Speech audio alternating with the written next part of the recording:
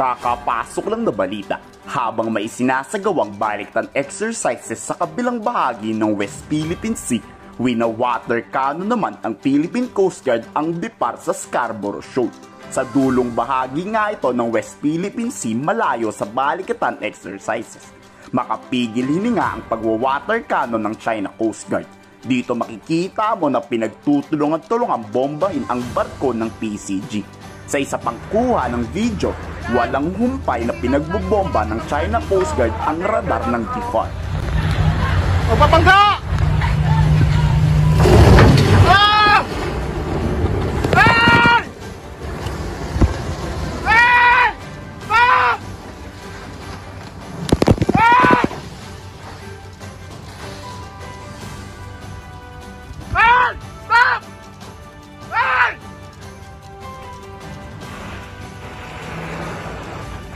Ayan!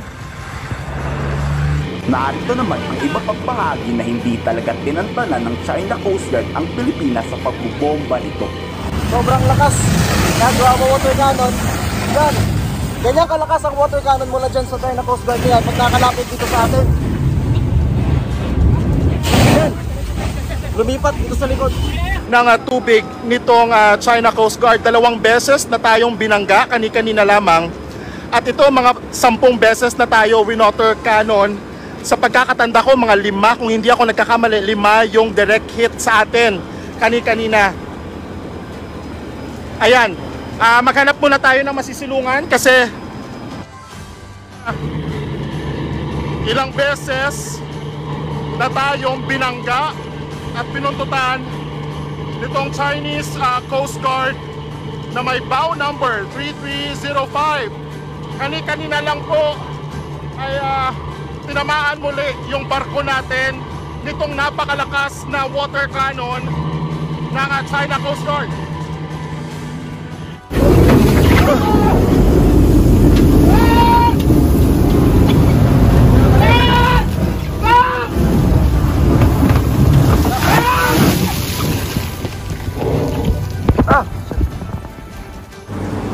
Opo.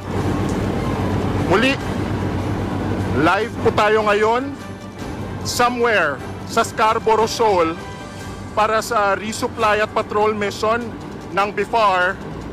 Pero habang nasa biyahe tayo ay hinarang, binuntutan at ginamitan muli ng water cannon ng China Coast Guard ang mga barko ng Pilipinas. Kanyang nangangamoy. Yan.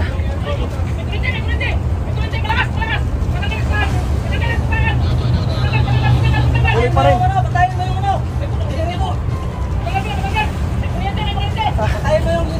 Grabe, sapol na naman yung barko na sinasakyan namin. Tapos parang pabalik na naman siya dito sa atin. At kita nyo naman sa aking likuran, tuloy pa rin yung buga ng tubig.